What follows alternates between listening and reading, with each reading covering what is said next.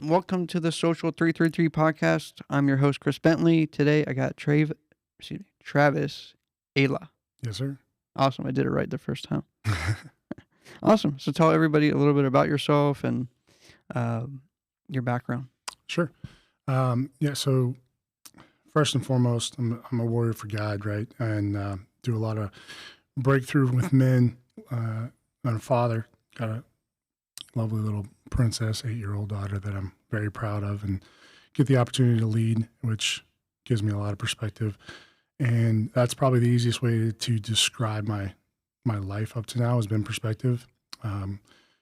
God's thrown me in a lot of peaks and valleys in my working history, we'll say. I've had opportunity to be in a lot of different working environments, from military to law enforcement, restaurants, entrepreneurship, business, sales, all the things.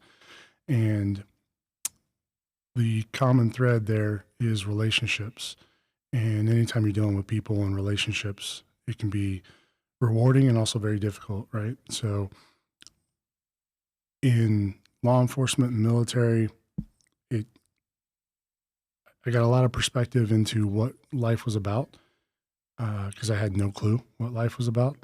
And I was very far from God in that point in my life. So it was very much about me and who I was. I had no clue whose I was. So over that span, sent me down a path to really identify who I am and what I'm doing, what kind of legacy I'm creating, what kind of vision I have for my life, or I was lacking.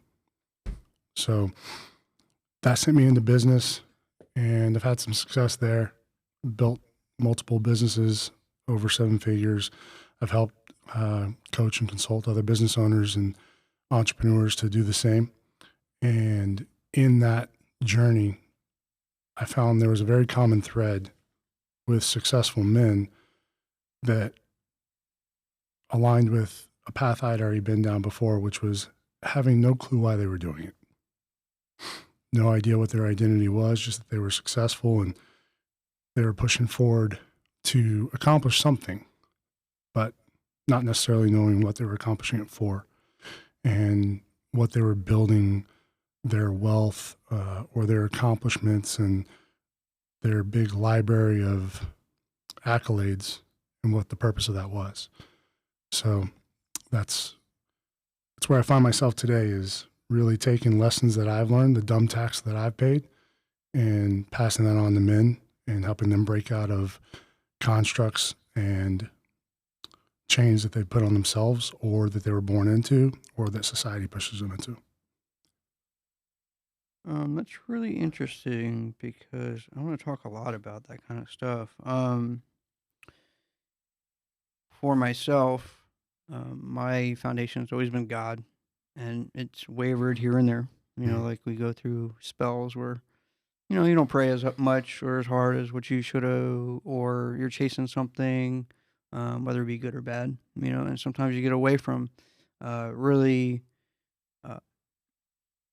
your foundation, Yeah. right? Whatever that foundation is, if you're not into God, spirituality, whatever it is, right? But for myself, it's always been God. It's always been Christianity, Greek Orthodox. And one of the things that I'm getting older. One of the things that I've really found is that society is really splitting us up into more of a lonely man syndrome, where we don't have any brotherhood. We don't go out and do things with dudes. Yeah. That may be looked at differently from other people. I'm trying to get myself back into doing some church functions, building some brotherhood maybe through that, or building some brotherhood, maybe outside of that, just some people, just dudes just want to hang out and go drive exotic cars or whatever it Sure. is, and maybe go play putt-putt or golf or whatever it is. I don't really do that kind of stuff, but you know what I'm talking about. Just a brotherhood of just dudes that are just willing to go do dude stuff, Yeah. And I think that society right now is really making us to the point, especially if you're successful, where it's like, hey, your kind of prison and your setup is just going to be a lonely man that's Yep. successful. What do you see a lot of that as well? Like, and people coming to you and they're like, they either have a bad foundation or they got away from their foundation and now they're just like a lonely dude that's, making money. He's Mhm. doing everything right, but yet he finds himself, sitting around on a Friday night or not having any brothers to turn to or, you know, uh, getting into vices that they probably shouldn't be getting into because they don't have a strong network of other dudes that are trying to push them to another level. Yeah, or pull them out, right? Right. No, absolutely. I love this topic. It can't be talked about enough nowadays. And like I said, isolation, really, when it comes to the enemy, right? Everybody has their own beliefs. For me, it's obviously the devil. Right. And he only has so many tricks, right? Distraction, division are the two biggest. And that is by far what you see out in society and in today's world is to divide as much as possible because there's always strength in numbers, right? Community, it takes a village, whatever quote you want to use. Um, and for men, we're kind of already in a lot of ways conditioned to be prime and tip into isolation because we're already carrying a lot of guilt or shame or all the things that we think people wouldn't accept us for or God wouldn't save us for or all the different reasons why we don't want to talk about things. We don't have a safe space. Um, so all it takes is just a little bit of pushing on men specifically to be like, no, no, you just need to focus on your job. You just need to provide. You need to pay the bills. You need to do this. You need to do that, and be very quiet with any opinions you have because one, nobody cares, or two, you just need to be stronger and be tougher, right? Which being tougher is actually being able to communicate your vulnerabilities and what's going on, and not just isolate and suppress it down. So, yeah, I have the blessing of having been through a lot of tribe is what I kind of like to steer it around, which is being in the military and law enforcement and SWAT and all that stuff. And prior to that, sports, team sports. It's at the end of the day, it's all community, tribe, iron sharpening iron. Finding guys that like to do some of the same things, right? Like you're talking about. Broken home before pushed me even more into that because I didn't feel safe at home or comfortable at home. So where can I feel, right? So very often when I'm talking to men, whether it's successful business owners, CEOs, or aspiring entrepreneurs and guys in their 20s that want to go do something, it's like whether it's success or lack thereof, it all comes back to the same conversation of they don't know who they are, they don't know what's okay to say and do, they don't have a place to lean and brothers to lean in on, and for brothers to hold them accountable, right? And it's all the same conversation.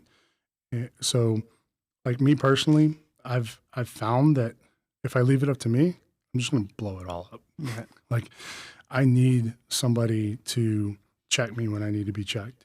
And that also goes against what society would tell you that, man can't submit to another man. But a strong man absolutely does. A strong man finds his wise counsel and men that he submits to of like, hey, we're aligned in values and vision and all these things. So keep an eye on me and check me when I need checked.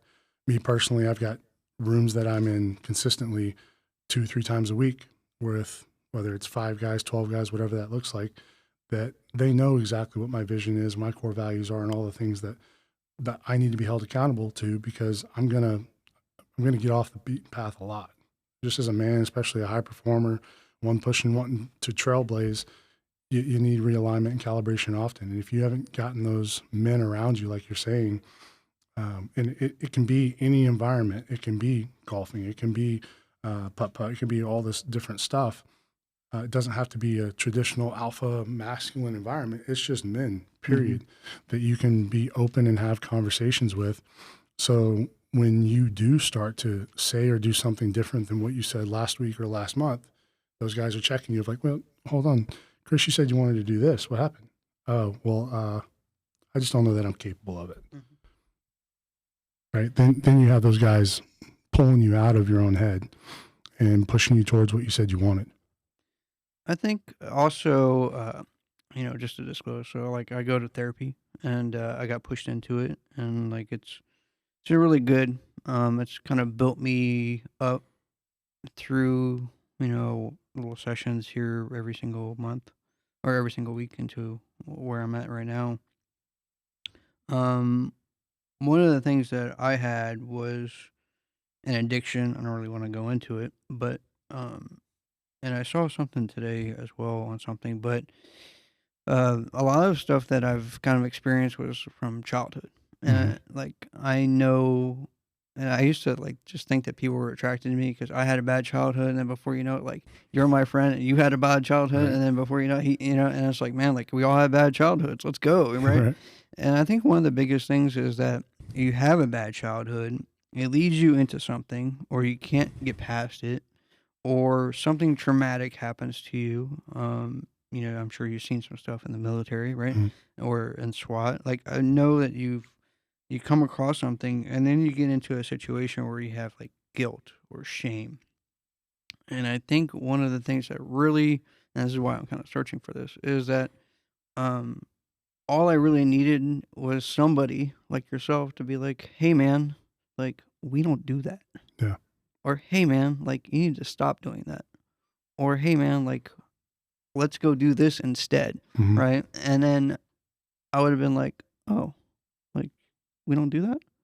And you're like, "No, dude, like we don't do that." And you're like, "Oh, shit, well, pardon my language, let's go," right? Right. And it's just I think a lot of people because of that isolation are like really suffering Hmm. because they don't have somebody to be like, "Hey, like we don't do that." Yeah. Do you agree with like a lot of that? Yeah, absolutely. I mean, at the end of the day, what you're talking about, and well, at least what I'm hearing you say is, environments to have principles and standards, and communicating them, making them, create possibility of what is right and wrong, and all the different And things. boundaries. Exactly. Uh, but society has bred this conversation of you get to establish your own standards, your own beliefs, your own truths, right? I mean, at this point in time, used to be right and wrong was pretty easy to figure out. Truth and honesty and lies like pretty simple. Nowadays it's like, no, no, no. Well, hold on. What's your truth? Right. I can have 10 people and we have 10 different truths. No, you can't. But that's what society wants to believe, right? So, and the easiest way to kind of mess with that again is guilt and shame and things of that nature. Which guilt and shame is just anytime there's guilt and shame brought up, it has to do with the past. Anxiety has to do with the future, right? So having somebody present that can hear and listen and be like, no, that's anchored to this principle and that standard, and here's what we do and what we don't do. Absolutely, it's something that used to always exist, right? And you can go back to biblical times in Scripture, and it's there plentiful. But again, back to your original question in the beginning about isolation and division, it's hard to divide people that have a common value, common principles, common value, like values, principles, standards, things of that nature. If you can get them all to understand that you can just create your own, I mean, heck, you can create your own identity nowadays, right? Your own gender, all the different things, then everybody's divided and everybody's just confused figuring out what you're saying, right? So the more we can correct that pendulum swing to what are actual principles, standards, and values within a community that you subscribe to, that you align with, and walk down that path with, the stronger everybody gets from it. I agree, and I'm gonna flip it a little bit here on something that I saw that Instagram post on something a little bit different, where it was a single woman and she was raising her son, and everything that's out there right now is that women are princesses Mhm. and queens, and you should support them and pay their way through whatever. And, women are now, especially the younger women that are watching TikToks and Instagram reels, are like, oh, like this is how I should be treated because I'm really good looking and this and that.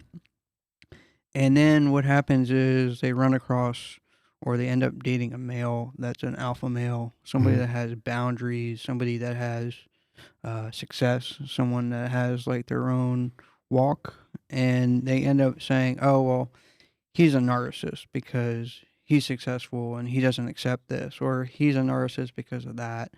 And while many people in my mind that are successful have narcissistic tendencies Mhm. and traits, I think it's getting pushed down on this narrative that if you're successful, if you have strong boundaries, if you're not going to tolerate stuff, then he's just a narcissist. Right. Like I think it's gotten to the point where it's um, even in just dating or looking at men in general, it's just that's what they're thinking, and I think that's completely wrong. Yeah. And I think it's like a servant and somebody that's over me. Like I should be worshiping this woman because she's absolutely beautiful, and I should be like just throwing like bricks of money so she can like step on it. Like that's kind of what they're feeding. Yeah. Like, so what is your kind of take on a lot of that stuff and that masculinity? That's we're supposed to be strong, masculine men. Go Yeah. out and fight, and now we're getting kind of trampled on. Yeah. Well, so I mean, there's a few things we're getting trampled on. One, we've allowed it.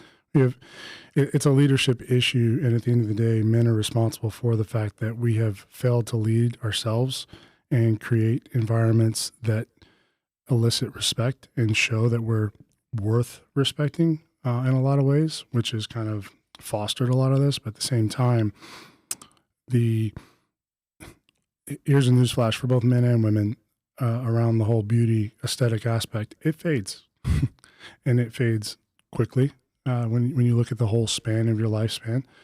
And there's always the conversation of toxic masculinity, right? And narcissism and everything that you're talking about. And I often challenge the conversation that, one, I 100% agree that we have a problem nowadays with toxic masculinity in women, not in men. It's flipped so much that the irony is masculine and feminine, the energy, we all have it. Men, women, we have a polarity of the two. It's not a conversation of, do you have one or the other? It's where are you sitting in it? Where's the polarity in it, right? So the lack of leadership by men and getting pushed and allowing themselves further into more of like a beta or I don't have to take responsibility for my actions, and I don't want to have the hard conversations with the girl I'm dating or with women in general, so I'm just going to be quiet, has just done nothing but further empower and throw gas on the fire of the conversation that we're all equal, right, in that aspect. And not to say that we're not from a misogynistic stance. It's just we're not in how we are created and how we live our lives and what our strengths and weaknesses are.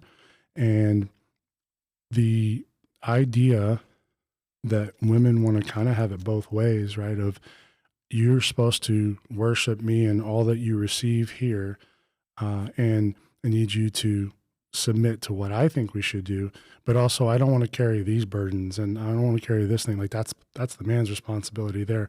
It's like we're picking and choosing what is the man's responsibility based off what a woman says. Mm-hmm. And the only people we have to blame for that are men because we haven't stood up and not stand up from like an alpha, you're below me type of way. It's truly stepping into what is the strength and weakness, right? So I find it funny that in this conversation, you always get back to a few things like women submit to your husband. And it's such a hard conversation, controversial conversation. Women get so upset about it. Bible says that, you'll be given a helpmate. They describe your wife and a woman as a helpmate. And that will spark rants and raves and very upset conversations by women. They feel belittled and they feel that they're diminished to just a helpmate, but we're more than capable and able to be just as important as men. However, like in scripture, the word used is azer, right? And if you look in scripture, I think it's 21 times in the Old Testament, azer is used to describe God himself. So even in something so small that we're blown out of proportion because of our feelings that are getting involved, which happens a lot because women they're feelers. Mm-hmm. Men are logical, right? And it's not a bad thing. I'm not saying women are non-logical people or beings. They are more in tune with their feelings and their nurturing environment. And men are just better at solutions and thinking logically, but we suck at feeling, right? Like strengths and weaknesses, it's a yin and yang and these things matter. But even in that situation, you have girls and women and everybody jumping to defend themselves and defend, quote, their honor by saying I'm more than a helpmate. It's like, well, hold on a minute. We're talking about describing you the same way that so many have described God. You're being put on that same conversation in this description, and even that's not enough. You're going to find a way to be upset about it. So the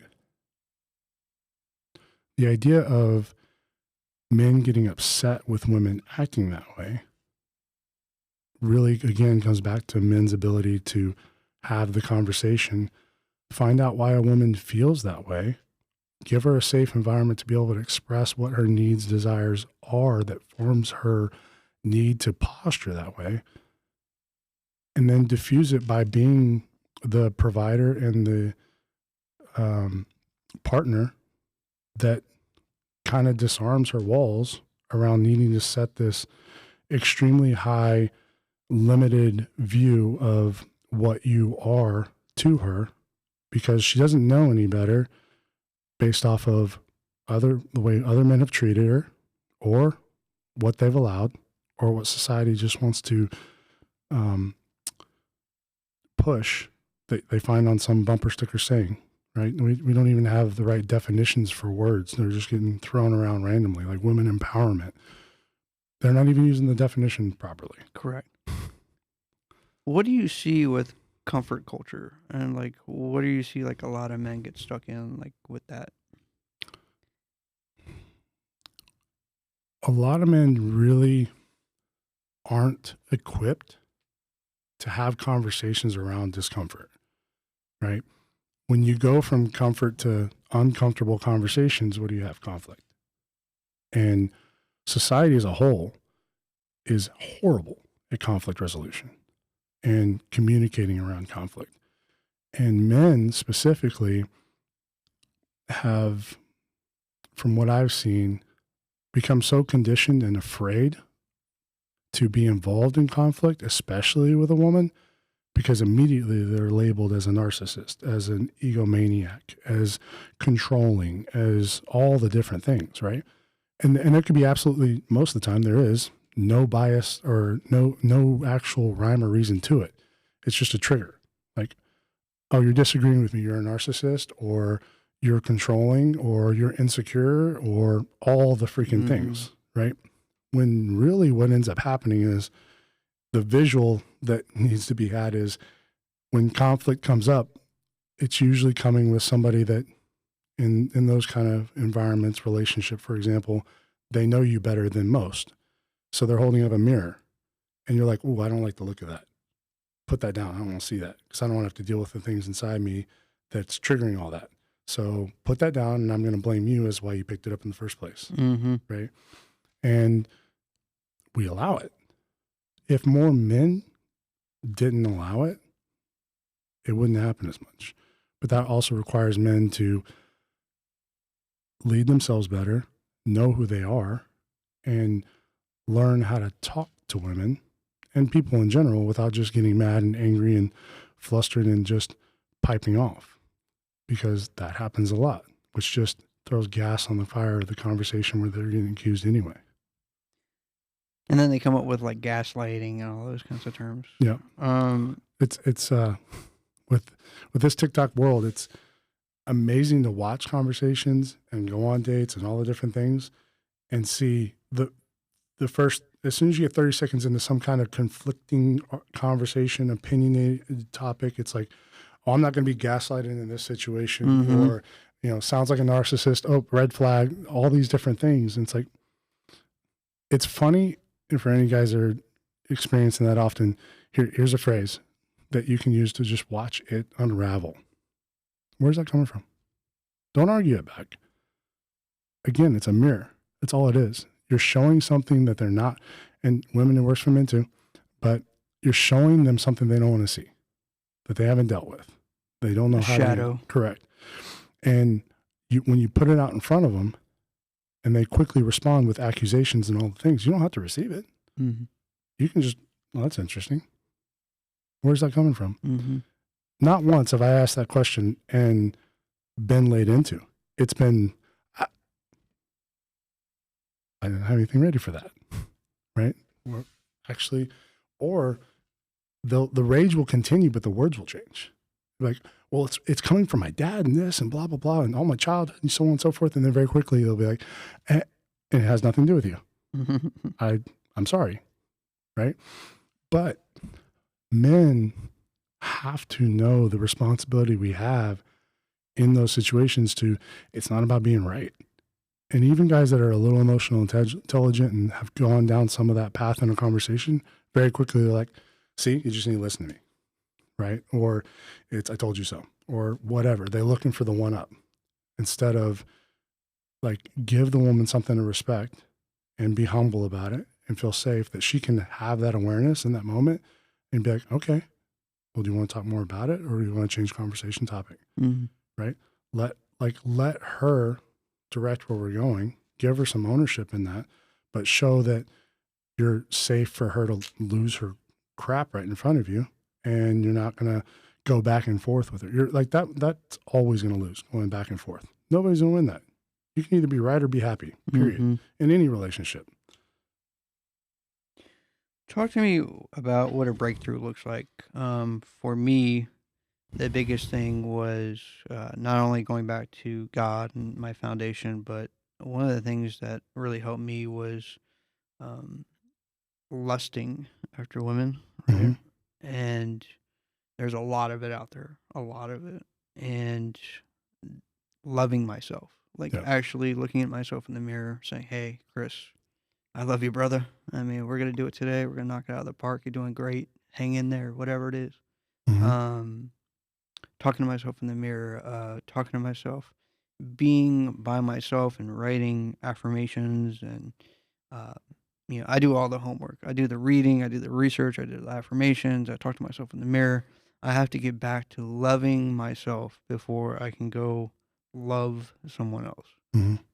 What kind of breakthroughs do you recommend for these guys out here, whether it be somebody that doesn't love themselves, somebody that's, in solitude, somebody that's making money, somebody that's broke, somebody just, broke up with their girl of, Mm-hmm. so many years, somebody that's stuck on substances or whatever vice they're on, addiction, anything. Kind of talk to me about some of the breakthroughs that you've seen or something that you would recommend to somebody in any one of those situations outside of, don't give the secret sauce, but like, Sure. just kind of like what you kind of see to help these people out. Yeah. So first off, the idea of a breakthrough, you got to have the visualization, understand how difficult it's going to be. You know, a breakthrough can look like, and usually is, breaking chains, right? So you have this loose chain that you're going to break off yourself or off your generational curses, off your family, or whatever that may be, off your business, whatever it may be. Before you can break the chain, you've got to get it taut, right? It's got to have tension to it. So again, going back to conflict creates breakthrough. So the easiest way to start walking breakthrough back to points where it's needed is, where do I have conflict at most in my life? Is it at work? Is it with my neighbor? Is it driving down the road every day? Do I have road rage through the roof? Is it in my relationship? Like, where do I find myself consistently in conflict? Like, write that list down. Where am I always arguing? Where am I always fighting? And then from that point, start asking yourself again, where's that coming from? So take, for example, the person that's like, man, every time I get on the road, I want to rip somebody's head off. Cool. Does it have anything to do with that person? Like, when's the last time it happened? Oh, on this day, this person cut me off, so on and so forth. Okay. So the thing's never about the thing. What happened that day? Well, it cut me off and whatever. Okay. And before that? Well, before that, I spilled coffee on myself. And before that, I was arguing with my wife about something from the other night. And then before that, that was the thing, right? So you start walking it back to, where's the conflict arising from? And a lot of breakthroughs, whether breakthrough to break something off or to have a revelation to level up and grow in something, comes back to a lot of defining moments we've had in our life, right? So a lot of times I'll have guys write down just that, like, what would you say are your defining moments over your lifespan? Break it down by decades at a time, which, I got that from a mentor and coach of mine. And it was hugely helpful to identify things that I thought I had figured out, but diving deeper in them was like, oh, because of this is why I started to believe that, like, if it's going to be, it's up to me, or so on and so forth. Right. And realizing two things: every person walking this planet is addicted to something, or has been. If they've already broken through it, great. But you either are or have been addicted to something. For me, it was lust. And two, everybody walking this planet has PTSD to some form or fashion, right? Coming out of the military, coming out of law enforcement, SWAT, things like that. I get it all the time. It's like, well, you must have some PTSD. Like, what's that look like? I'm like, I don't know. What's it look like to you? And they're like, well, what do you mean? I'm like, everybody walking has had trauma in their life. It just becomes more identified because of mainstream media and the marketing around veterans and what have you, which it definitely carries a heavier weight. But the moment you normalize it for everybody and realize it's a process for us all to walk through, and you can start identifying those things that help you to realize that trauma is usually tied to a defining moment, good or bad, right? And the breakthrough around things that are limiting you are like, what are the one things you can't put down? Is it alcohol? Is it weed? Is it sex? Is it whatever? And looking in the mirror and walking that self back for you can be really hard to do. And I speak from experience on that. I was in a relationship with an alcoholic that I spent a good 2 years with her trying to help and push through and identifying and trying not to judge and present it properly, and made it all about her addiction and whatnot. But one of the things in our relationship that was hurting our relationship was my lust in the relationship and the physical natures that I allowed a lot of our relationship to be built off of. And I completely ignored that, right? Made it all about the alcohol. And there were a lot of those things that came before our relationship, but I wasn't making it any better by pushing my addiction into an environment that wasn't healthy for her. It also just put more gas on the numbing thing that she was having to rely on in the relationship, right? So always there's always a mirror of parallels when we're dealing with people and environments where it's like, when we see something, for example, in that relationship, nobody in her life knew, including herself, that she had a problem with alcohol. I saw it. Why did I see it? Because I had something I was addicted to myself. Anytime we see something in somebody else, it's because we were able to see ourselves in others. That's really what it's boiling down to. Mm-hmm. So when we see something that we want to correct, judge, or point out to somebody, point out the sliver in somebody else's eye, where's the log in my own, right? And a lot of times we want to avoid that. But that can be the biggest thing to break through. Is like, I've asked guys at times, what's one thing you always notice more than others? Well, I can always tell when somebody's got this problem or that problem. It's like, cool. Why? What are you doing in your life that's equipped you so well to be able to spot that out? Because there's a reason. Travis, if somebody was interested in joining your group or getting some advice from you or reaching out, how would they do that? I make it pretty easy. You just go to either my Instagram, Mr. Unstuck, or joinunstuck.com. Awesome. Travis, I really appreciate it. It's a real in-depth conversation. Thanks. Appreciate you having me on. Awesome.